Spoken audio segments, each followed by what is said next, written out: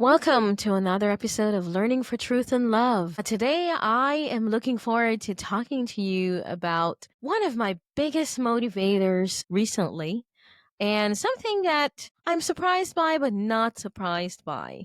Some of you might know that my journey has been a long one where I focus on Black representation in the science curriculum in my work and as my book is called. But part of that, I end my book with a last chapter talking about the implications for the economic pipeline and what that means. And so I've been purposefully, intentionally, and well, with goals in mind, setting myself on that journey because it's been revealing so many more understandings. So I end this book in chapter 12 by talking about representation and the economic pipeline, something I wrote about in a paper as well. But I wanted to talk to you about a biggest motivator because this has been a journey.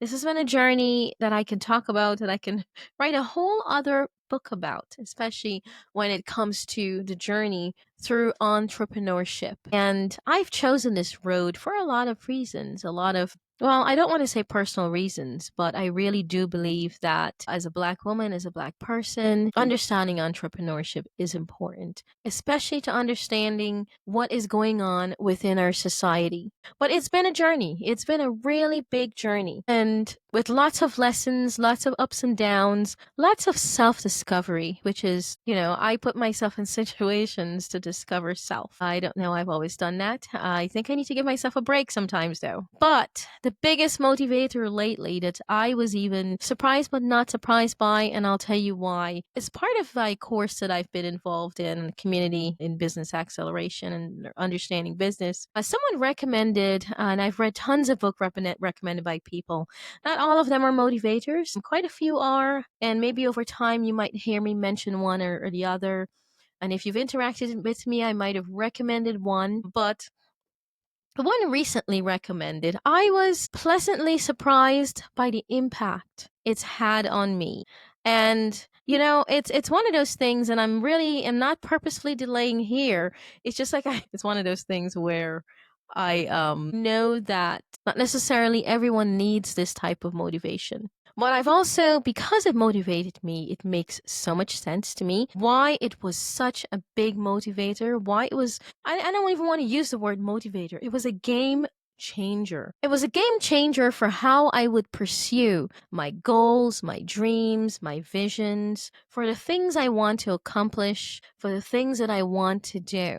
So, are you ready for the name of this book and why it was such a motivator? So, and I want to say also, when it comes to this book, one of the differences I found, even in books that motivate me, is the narrative and story, because they're written either, well, mostly by white men or sometimes by white women. The stories themselves aren't as motivating only because the narrative themselves don't really represent ours. But there was something about this book that left me and resonated with me, and that just became, wow, it's the first time I just got really excited. And this book is called Go for No. And if you're Black, you can understand probably automatically why a book like that would be so motivating.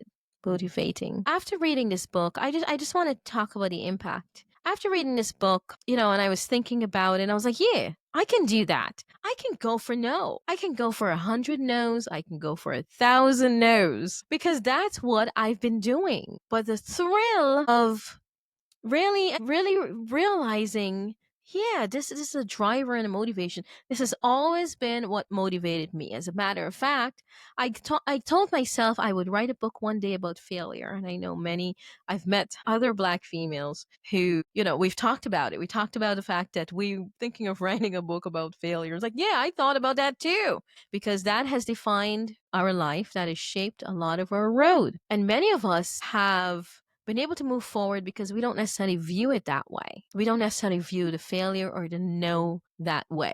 But the question became for me, even though I wanted to do this all along, how could I get myself to be excited about it enough in a way that inspired others? And that was the hardest part. Getting myself from A to B where I could be excited to talk about it, where I could talk about it without feeling like a failure, without feeling defeated. And that was the part I couldn't get myself out of. And so it's been a long, and I'm telling you, years of journey. And I think I just needed a nudge. And I think that's what this book did for me. Seeing the advantage, knowing the advantage, but still feeling, I think it's a feeling of defeat continuously because it was still defining the future moments. The difference I think reading this book made was the no could be used to set up future goals. Okay, and this is what was interesting about it. In my head, I've purposely chosen everything challenging. Right? Let's talk about it. Going for entrepreneurship without any entrepreneurial experience, putting myself through training, everything challenging, everything that I could possibly fail in, I've chosen. And let's talk about Black representation in the science curriculum. Who wants it? You like to even, I mean, like even as I wrote in my book, the support came from from surprising sources. When I say I've chosen everything that if you want to win and be a winner, you wouldn't choose it. And obviously, yes, I was hoping my goal is to win, but winning wasn't as important to me as building the infrastructure for the future. Yes, I want to make lots of money. And I chose everything that would lead me to make absolutely none. Isn't that exciting? I can't believe I'm actually smiling about it. Because I did. I got hyped about really understanding that it's switch turned on to help me to focus on the positive of that no. And I can talk about this from so many different levels. My goodness, where do I begin? Well, let's talk about let me just give you one example from this journey. Okay, doing my research. For years, I've tried to get funding to do this research. Years and years. I've tried to get small funding, okay, from friendly places, by the way, all friendly places, okay? Well, except maybe one or so. I've tried to get funding, rejection after rejection. Why? Because I let them know this is what I'm focusing on. I began by, without a plan. Well, I shouldn't say that. I didn't know the direction this was going to go because it was fresh in the field. And as I kept researching with numerous rejections, numerous no's have led me to focus on the journey. So the no's have led to some amazing things. I got to focus on the journey because the no's were there for a reason. Mostly the no's were there because people didn't know how. People didn't know where this fit in because they didn't have the vision for it. It meant that I had to spend all of my career painstakingly showing the vision. And it's been an exhausting journey, okay? Exciting and exhausting. So I spent my entire career showing this journey. I began in focusing on Black representation. I began by unpacking what this meant, okay? Because that's my goal, to be a curriculum design expert. I spent a lot of time unpacking it, and I published some of my unpacking, okay? And so in publishing the unpacking, knowing that I'm unpacking it because I'm figuring it out, because I want to develop this expertise, and because I didn't like, and here's why, I didn't like what was being created.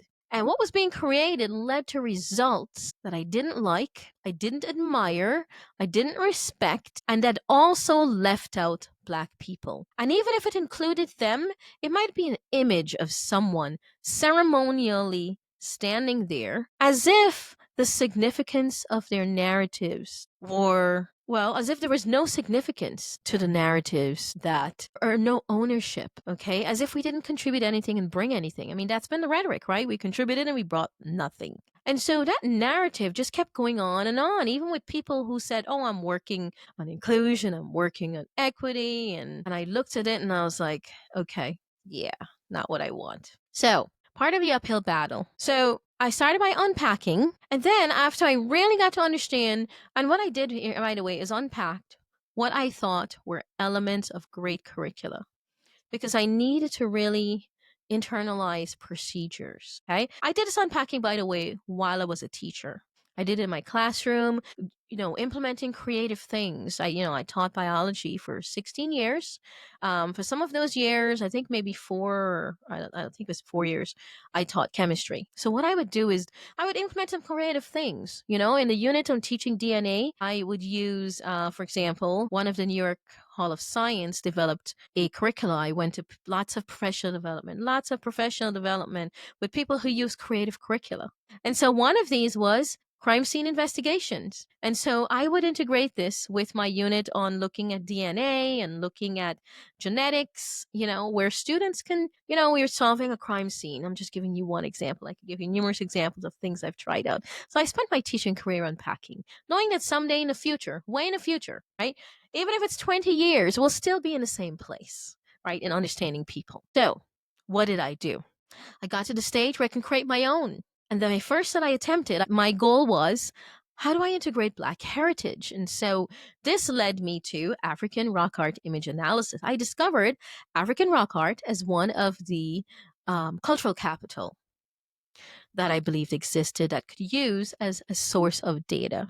And that was another thing. I write about that in my book, why looking at data source was also important, and why looking at the student journey was also important. I wasn't making just a curricula just for someone to stand there and present, but I was looking at what the student journey would look like, okay, in terms of best practice. Now, during my first creation, of course, I decided, okay, I did all this work and maybe I can get funding. After proving myself, after working so hard, and guess what? I encountered another no and another no. Spent numerous time writing grants. No, no. Welcome to my life of no.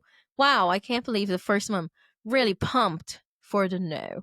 Because that no, and I've had, by the way, and I've had people who were really supportive in helping me to think of directions. One of the advice I was given was, well, they're not going to fund you going to Africa and being in Africa and doing this thing. And I'm talking about years ago. I started this journey years ago. I entered academia in 2016. And with that intention in mind, with that goal, that was my purpose. And so I was told, well, they're not going to fund you going to Africa. But I really wanted to understand how to bridge that, how to help our children understand their heritage in meaningful identity forming ways, because I thought that was really what was missing, because I thought children of European descent was able to learn about their origins in defining ways, right? They were able to learn about their language. We had all these languages being taught for people from the origins they're in, right? We brought our origins with us. Europeans brought their origins with us, but we were never able to learn about their origins here. So yes, you're not going to be funded because, we want the money to be used here in the US. Fine. So the best thing that happened, that no, led me to think about, how do I bridge that? How do I accomplish that here? How do I accomplish that here in the United States? And through conversation, again, I'm not saying I worked on this alone. I talked to people, talked to historians, I talked to good friends who gave me advice. And then someone mentioned to me in conversation, what about the Gullah Geechee Islands in the coast of South Carolina, Georgia? They retained some of their customs, the African customs. And so I thought, wow, that's perfect, because you can go there, you can understand the adaptations, you can understand, what was brought to Africa, what was retained, in ways that children here in the United States can relate to even better. Okay. And again, that alone was a journey in itself. I mean, gosh, read about it in my book. Here it is. Black representation in the science curriculum. Implications for identity, culture, belonging, and curriculum development. Okay, so that no led to something amazing. Okay, so it was interesting, though, is reading about no led me to realize also that I viewed it not as a failure, okay, but simply as a no, and but that no is important. That no is decisive. Okay. And it's good. It's good when people make decisions, because then you know exactly where you stand. However, the toll of hearing no after no after no, and the toll of, I realized I had to change my ways I felt about it. Even though, and I guess I have to admit it, I want to say that even though I've always persevered, couldn't get myself, here's where the difference comes in. I know that I view failure as an opportunity to think differently, an opportunity to do things differently. Okay? But I know there's part of me that saw it as more than a no. And there's a part of me that internalized it a little bit as failure, even though I kept going. And the reason I know I did internalize Elizabeth's feelings is because I couldn't get myself excited to talk about these failures because they just hurt and they hurt. Okay? So I had to get myself past that. Okay? Understanding that it was not a failure, but a no. Here's the big key to that, not viewing and not feeling about it this way. What am I going to do with it? Okay? Is there something positive that can come out of this? There is. Okay. I use it now to direct my future. Go ahead, tell me no, and I'll figure out how to do it differently. Here is where that helps me today. Amidst everything that's happening, I've been prepared for what's happening today because I've been getting no all my life. Because of that, the decisions I've made for my career have been dependent on my choices, my agency, and my empowerment. I am so grateful I didn't get your yes, because if I did, my decision making, my empowerment, my choices would have been defined by your yes, which would have made it really difficult to move past challenges. I can tell you now, having friends who are black and white, this impact of what's going on, it's been devastating for everyone, but it's been especially defeating and devastating for those who've always gotten a yes, yes, yes. Go ahead and do that. Yes, yes to that, yes to that, yes to that. Okay? Those who've had the advantage of always having yes. You see, we're always prepared for no, which allows us to face challenges, allows us to grow, allows us to move ahead. Now, you can take this in two ways. You can take it in such a way you use it as an excuse to say no. Here's the problem with people who've said yes to us. The problem is, and this is why I now theorize, this is the last stage I'm at, the last stage of my career right now, right, is where I'm focusing on theorizing about this. Other people's yeses aren't always good for us. That's what I've learned. It might appear so at first, and sometimes I've accepted them even when I know it wouldn't be good for me because I'm so curious sometimes as to how far people are willing to go. And so I've learned that a lot lately, even talking to people. And I'm going to bring it up in I have some future episodes of people I'm interviewing where things seem to be in their best interest, but the level of support they've needed. So one of the things that I found was how in even K-12 spaces, our yeses were harmful. And people sometimes said yes for all the wrong reasons. And sometimes the yeses were really intended to really facilitate failure. So I'm not going to say much about that. I'm going to write that in my another book because I've been collecting data on that for years. But what I want to say is this. Observing many no's, I was tempted to be one of those who applied for those new positions. Tempted. Just for a quick second. When I say tempted, I mean it crossed my mind. That's what I meant. And please bear with me when I give this example. I'm not sharing this example to say to anyone, I told you so, because I genuinely hoped and wished that I was wrong and that it had worked out for people. But as I noted in my book, my pursuit of understanding Black representation really revealed what lay beneath. I would have been the perfect person for one of those positions on diversity and equity and inclusion. Here's why.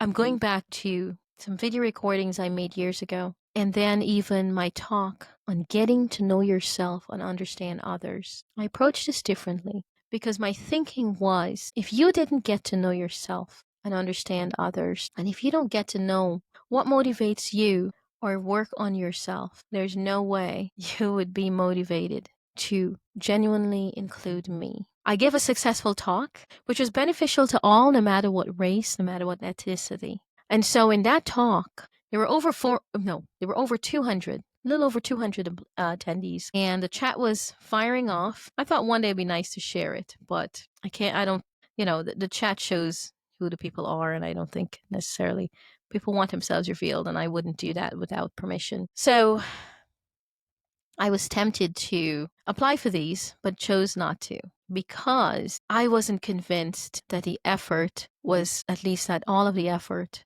was genuine. Moreover, I knew that it'd always be key players who didn't really want to see it happen. So during my transition to my current position, what I did was whenever I was asked the question what I could contribute to that institution that I interviewed with, what I said was an understanding of Black representation in the science curriculum. And needless to say, the beauty of this is I got the one job that was important to me, and I got the one job that I wanted. I purposefully did that. And in some ways, I don't know if others saw it that way, but in these positions, I was interviewing people as much as they were interviewing me. I didn't want to go into these positions dealing with certain attitudes and motivations because I knew the depth of the work I brought. And if people weren't even slightly interested in it on the surface, the only reason I would go into an institution other than an HBCU that needed this work is because I wanted to contribute to an understanding in that environment, not fight because other people had different agenda. And that's how I ensured. My goal right now, in this final stages of my career, now that I've finished doing the unpacking and I'm in a creation mode, I've begun theorizing about patterns that I see. And that's my final, well, not my final contribution, but that's my goal in contributing to the academic setting. My ultimate dream is to focus on practical products because of the creative dimensions that my life has taken me. But I want to end here by sharing a small excerpt from my work. I want to share just a few paragraphs of my book. I'm going to start on page 2 of the introduction. This section is called Why Should You Care? And I'll read one paragraph and then skip over, and I'll skip over the paragraph that has the evidence just to share some perspectives. So, page 2, why should you care? Years of conducting this research on Black representations in science have often served to reveal what's beneath the surface. Moreover, current events lead me to conclude that many might have believed they could escape this. Moreover, current events lead me to conclude that many might have believed they could escape what's beneath the surface if they're not Black, especially if they belong to a privileged group or are white. However, the field of psychology reminds us that whatever is beneath the surface, whatever shame we carry from one generation to another, will surface in some way and in some form, whether in the form of anger or perhaps redirected towards Black people. For this reason, I used to call myself the revealer of truth because I found that as a Black woman, people seemed to feel comfortable being their true selves around me. Whatever they did not show to their white friends or peers, they might reveal to the Black person they did not care about. I state some statistics to show how, what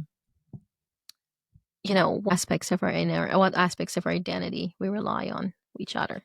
And before I continue, I want to remind you that I wrote this book a few years ago. I completed it, I believe, around the end of 2023. I think it was January 2024. I have to check my notes. This book was published in last August by Routledge in August of 2024. Page 3. Whatever the reason, I found that Black representation in the science curriculum research revealed more than I expected. That's beneath the surface. I think that given our current times, more of us will believe now that we can't escape what's beneath the surface, as time has revealed. When all the dust settles over years of various conflicts and wars, one thing that one might be sure of is the opposition to Blackness, but not to whiteness, at least not from other white people. So there's more to it, perhaps more to reveal and explore, whatever the reason for coming to this book. Thank you for taking the time to read it and for being open-minded. I'm pleased to say that I have met more open-minded people than I expected, and that open-mindedness came from unusual places, just as closed-mindedness came from unexpected spaces. Thank you so much for listening to this episode. If you liked it and want to hear more, please like and follow. and look forward to future episodes. I do have some episodes with guests, and when I don't have guests, I explore some of the work that I've done and some of the ideas with things that are happening in our society today. Thank you.